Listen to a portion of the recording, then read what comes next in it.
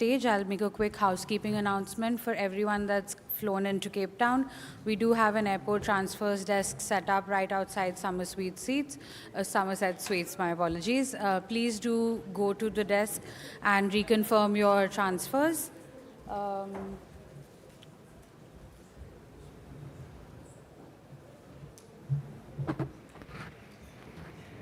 इनायत को बोल पानी की बोतल चेंज करें.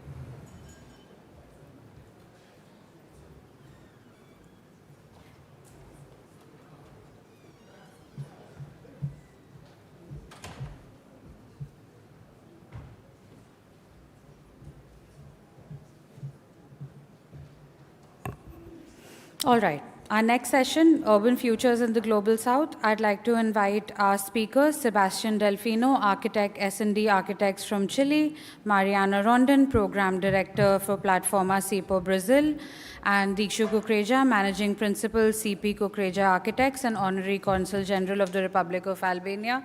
Our moderator, please join us on stage.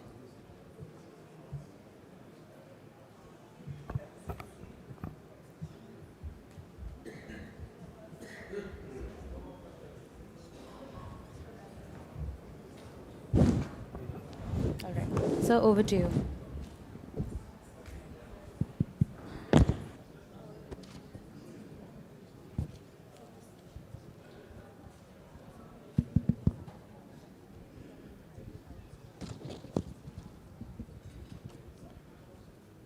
Former President Thabo Mbeki and other distinguished delegates, good evening. It's a pleasure to be here and be part of very engaging conversations that we've been hearing this today. And I must begin by first thanking the Thabo Mbeki Foundation and ORF for setting up this forum where we can engage in these conversations.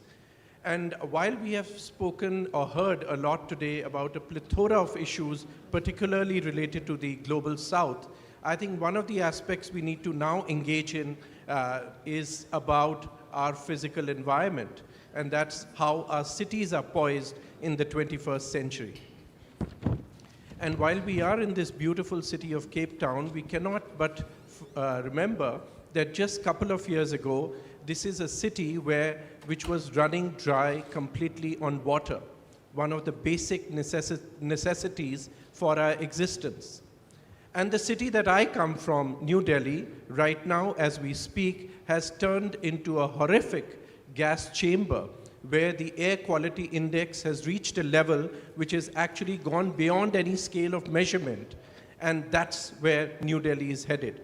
So in this kind of a situation, I think it's very important for us to engage in these conversations about our cities and their future. So I'm going to start with Mariana. Your thoughts about what you see as urban future for the Global South, and what is it that we can actually learn from each other, our shared experiences that can come to the fore in solving some of the issues that are plaguing our cities. Thank you very much. Good evening, everyone. It is a great pleasure to represent Plataforma CIPO and to join the discussions today on urban futures in Global South. I think this is a $1 trillion question, and we have a hard task here to keep you awake and paying attention 7:30 p.m. But thank you very much for the invitation. So I'll start by saying that why this discussion is so important. Urban areas are in the front line of climate change, and that's it in the intersection of some of the most critical issues that we are facing nowadays globally, such as, for example, urban development, climate adaptation, and sustainable growth. When we look to urban areas, more than 50% of the global population nowadays lives in urban areas. When we think about 2050, more than 70% of the global population will be living in urban areas. Looking to Latin America, where we come from, more than 80% of the population already lives in urban areas. So this is why we can say that the local level is where we have the main problems, and also the main solutions are based there at local levels. So I'll start by, when we look to the urban futures, thinking about your question, we cannot speak about urban futures without speaking about four main topics, which are climate and development financing, social justice and inclusion, multi-level and multi-stakeholders approach, and connecting local actions to global solutions, also having in mind the needs for localized priorities. So when we speak about the Global South, we usually speak about as if it was a unique entity, which is not. So of course we have old problems and shared challenges that we still are facing. For example, when we look to the impacts of rapid urbanization, the socio-economic disparities, and so on. The list is enormous. However, we need to have in mind that although we have several shared challenges, we also have main specific needs and also priorities. So what has changed if we are talking about old problems? What is the difference? What are we talking about now? The main difference is the urgency and the financial burden of the climate change impacts. This is what is different now, and this is something for us to discuss here. And I'll starting by the first topic that I mentioned about climate and development financing. Why this is so important, why this is a critical question to think of who will or should pay the bill. So when we look to the global north, we know that around 70% of historical emissions come from the global north. So, and that means that although the developing countries are not the most, the most responsible for the crisis that we are in today, they are the most impacted ones. So this is a question that it's critical for us when we talk about urban futures. We cannot talk about urban futures without talking about climate and development financing. And this is even more crucial when we look to developing countries, because besides all the climate action agenda, we also have basic needs that needs to be fulfilled that we haven't get there yet. So, for example, energy, accessibility and affordable housing, and so on. So closing infrastructure gaps that we still have. So this is why this is central for the debate when we think about urban priorities. So Mariana, in this, while you've laid out the broad framework of what urban futures in the Global South are facing today, I'm going to ask you, Sebastian, what do you see in a situation where the geographies are varying across the Global South, the economic realities are before us, and Mariana just mentioned about the challenges also of what cities face or what our local governments face about financing, urban financing, and the climate issues that we all are also very well aware of. Where do you see the urban development goals moving in this direction? Well, can you listen? Yes. First of all, thanks to everyone involved in organizing this and take all these people here. Well, addressing your question, Dikshu, and what Mariana is talking about, I come from Chile, and we have a very diverse geography, and our country, it's a kind of laboratory for different urban development. We have, in the north of our country, we have the driest places on the earth. This is the Atacama Desert. And on the contrary, on the south, we have the Patagonia, that is one of the most dense native forests in the earth. And we need to adapt and tailor urban strategies for this geographic diversity. How do we do that? There is like many manual protocols, books. We think that it's enough of that. We have to take action with these manuals and take this to the specific situations. Just, I will tell about two examples. In the Atacama Desert, how do we develop urban strategies? We have to provide water. This is the most important thing when you are habitating this place. And the solution is very simple. It's simple to say, right? But it's not a technology that does not exist. It's the desalinization of water to provide potable water to all those cities and watering some of the public spaces that you have around the city. It's not that difficult to think that getting water from the ocean you will be able to develop the cities in the arid, in the more driest places in the earth. And on the contrary, you have the Patagonia area that we share this with Argentina and Chile. How do we make urban strategies for that? Probably the most important active in this place of the earth is the native forest. Then how do we develop cities or increase the areas of the cities in a place like this? Probably it's be careful to preserve this nature, considering that this is the most important active that we have now in the earth, considering the climate change and climate conditions. If we need to make more resilient cities or urban strategies, we have to think locally for what we are developing in those places.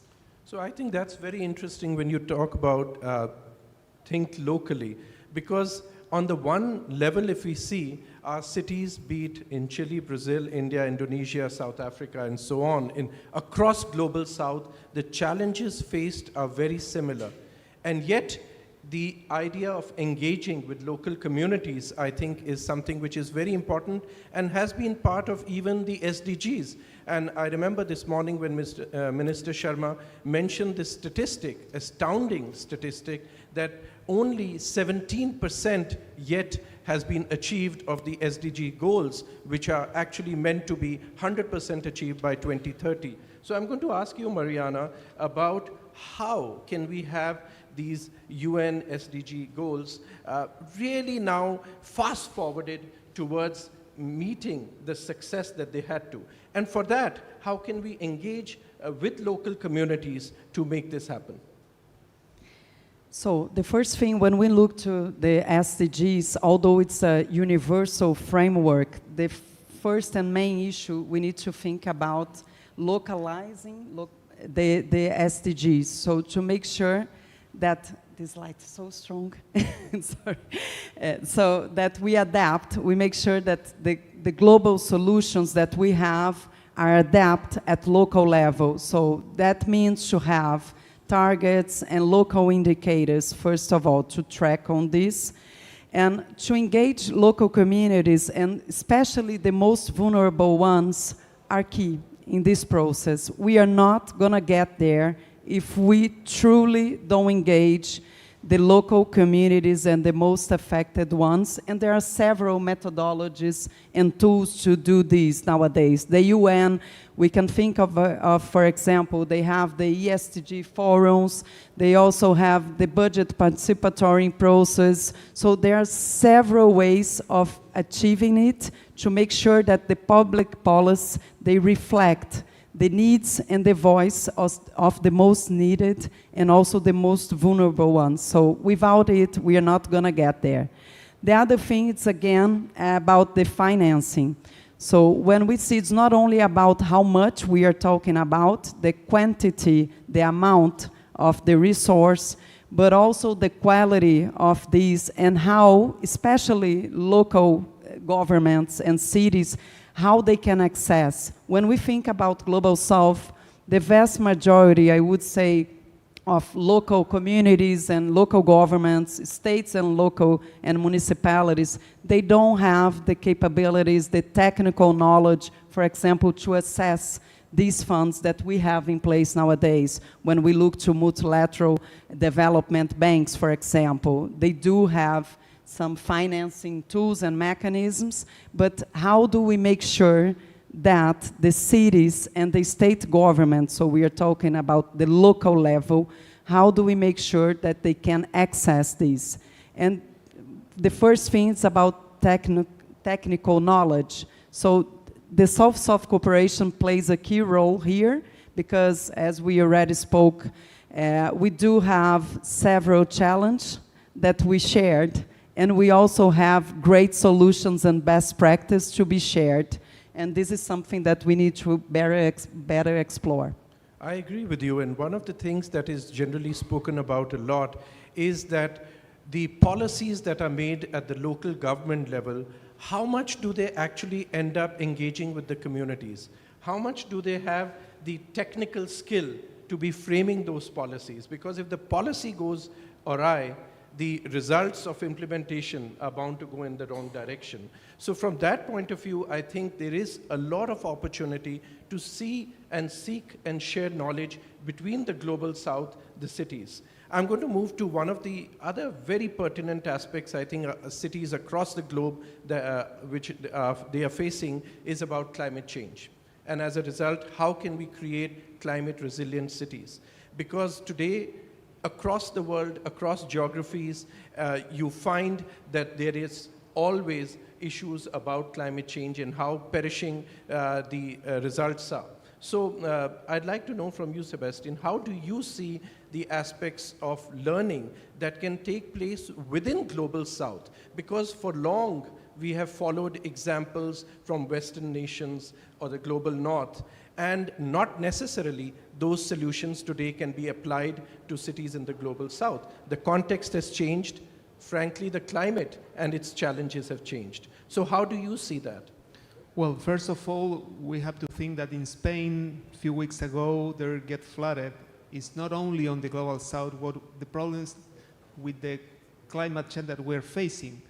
And some months ago, US always suffered another storm, and future President Trump said the resilient infrastructure is not necessary here, it's very expensive, right?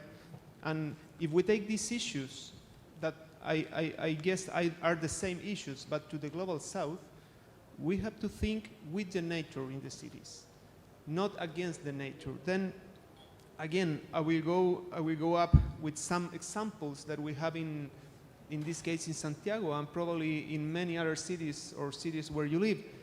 What do you do with the flood management? Today, one of the main problems in the city, how do you manage the rainwaters? We will have many intense events of rains. In Brazil, you know better than us. In India, it's almost the same. How do we manage these water storms? And probably use the public space as a way to make resilient infrastructure that manage this water with the public space, like a kind of sponge city that you can retain this water, wait, the rain stop, and then you start to manage this water. Could be a good way to solve this problem, right? And on the same time, you overlay another layer of the city that is public space that will engage communities in some places in common. And another example that I guess it's very interesting, in Chile we have a very strong earthquakes. We lived 14 years ago an 8.8 earthquake. I guess it's the most intense earthquake that have been measured in the earth since there's measures, right? And there is a small town, Constitution, in the central zone that was not devastated because of the earthquake. It was devastated because of the tsunami that came after the earthquake. And this is probably a good example where the private sector, there was a main forestry company that provide probably 90% of the job position for this town, and also the public sectors that come along with a strategy of redesign this city, but protect for future events.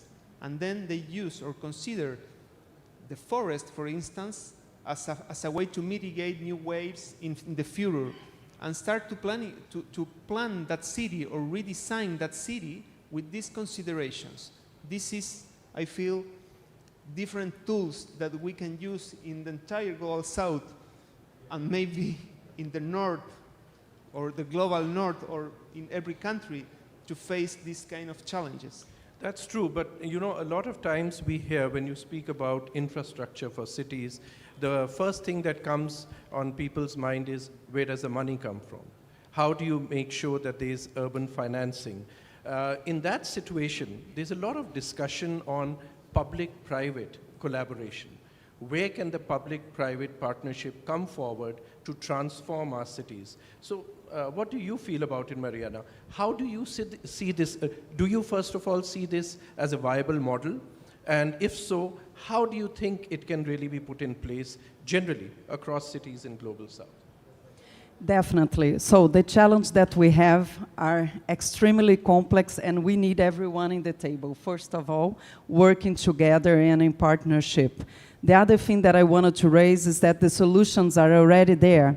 So it is crucial, and for sure that the private sector, they have a crucial role to play when we look to urban transformation and partnerships between public and private sector.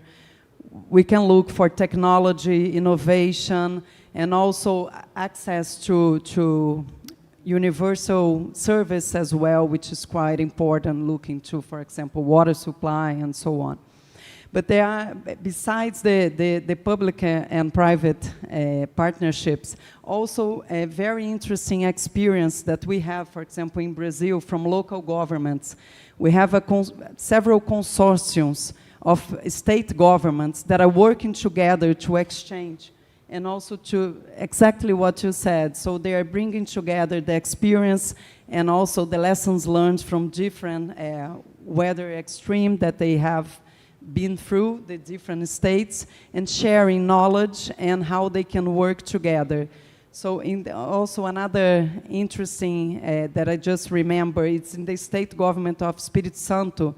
They have royalties from oil, and the governor, they are using this money to create a fund where they are supporting all the municipalities of the state to start their adaptation plans, which is quite innovative and using the resource that is currently coming from fossil fuels to make this change to a green economy.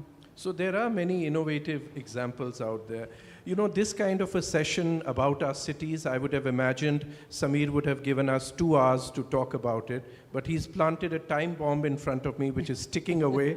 So I'm going to just ask for very quickly your closing thoughts, comments, and then we'll open it to the audience about the future of our cities, and how can this urban future for the Global South, what in your closing comments would you say is the direction forward?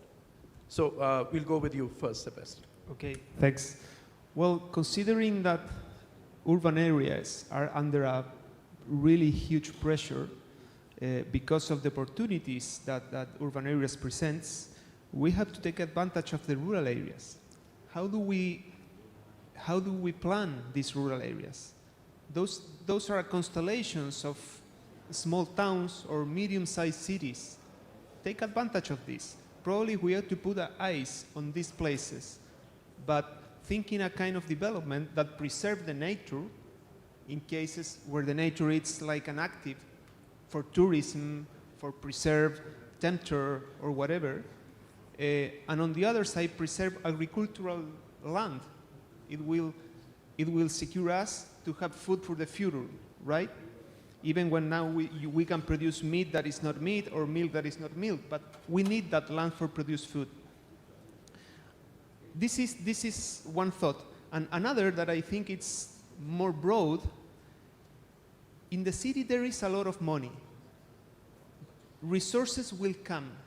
I think that the key issue here is the coordination of that resources come to the right place, and not twice or third, just one time, and make it good. It's not about money, it's about coordination. And this is related to the government or the state and thinking a long-term vision for the city, not just for the period you are managing the country, 4 years, 6 years, it depends on the countries. And I think those are like final thoughts from my point of view. Mariana. So we cannot think of urban futures without thinking of adequate financing, also to make sure that we truly put people in the center of public policy, we are not going to get there if we truly are not be able to do this, engage local communities, and especially the most vulnerable ones. And the third one is, as you mentioned, it's about coordination. And this is really hard when we think about that we need an approach at multi-level, and also multi-stakeholders are all seated in the table. So these are the main takeaways, and I would say, just to conclude, that cooperation and partnership has a key play role here, especially the South-South cooperation, where we have so much to learn and exchange. I couldn't agree with you more. I mean, I am also a very strong proponent of the fact that urban migration is one of the aspects we need to really look at. Because how much can we allow our cities to expand and then go about trying to solve problems? So what you mentioned about a balanced rural development as well, or outside the city development, is one of the big solutions. And of course, engaging communities. Who knows their problems better than the people themselves? So why not engage with them, involve them in problem solving? And what we all agree about is this cooperation between cities across Global South, because we all are facing the same problems, and if only we can communicate with each other, we have solutions there to share with each other. So I think great points of conclusion there. I'm going to now open it up to the audience for questions or comments, if any. I'm sure people here feel for their cities, are concerned about their cities, and have ideas about them. Dikshu, can I pose a question to the panelists, please? Sure, please. I'm Go Samir ahead, sir. Saran. I work at the Observer Research Foundation. Quick question. You spoke about local communities, but there is also local indigenous knowledge of built environments. Some could argue that some years ago, centuries ago, we were perhaps more in sync with the places, with geographies we lived in than we are today because of the mass infrastructure designs that have now proliferated the planet. So my question to you is, how do you build capabilities, and how do you build a new breed of architects, designers, and a construction industry that actually take forward indigenous knowledge and build the 21st century world? Great question. Sebastian, would you like to respond to that? Maybe start you first. Sure, absolutely. No, I think one of the big lessons for all of us to first imbibe lesson 101 is that vernacular knowledge and vernacular solutions, which have existed over, like Samir just said, centuries. But somewhere, I think, particularly in the 20th century, we have become very arrogant as a civilization. And we felt that whatever were solutions in the past were literally passé, and we need to invent solutions and impose those solutions on communities. And I think that's not worked so well. I mean, I give this example often about the minister just mentioned in her address right now about getting stuck in Cape Town traffic. Now, that's one thing I feel you can travel anywhere in the world, in any city, and we all face the same problem. And that's because we have actually ended up finding that the private vehicle, our car, is the only way of commute in cities, which is obviously not the best sustainable solution. So like this, I think the problems are self-created, and we are looking for solutions which are not vernacular, as Samir just posed. Sebastian, would you like to comment further? Yeah, just to add something to this, we need to consider the participatory process in the beginning of the projects, because many times in public tender specifically, we found that the participatory process is just a way to validate what the state or the government or the authority want to do in some place, maybe for make and cut the line to take the picture. But if we don't consider that from the origin, you won't be able to validate those proposals, those urban projects, in the place where it will take action, that it's in the community. And then I feel that a well-driven participatory process on the origin of the project should be mandatory for every public project. Not all the projects maybe, but every public project, look for those solutions that I come again with the concept, it's think locally. They have the solution. Many times people have the solution, not technical Absolutely. Any more questions there? Yeah, if you'd like to just walk up to the mics, please, on either end. Is that Vanshika? Yeah, hi, please go.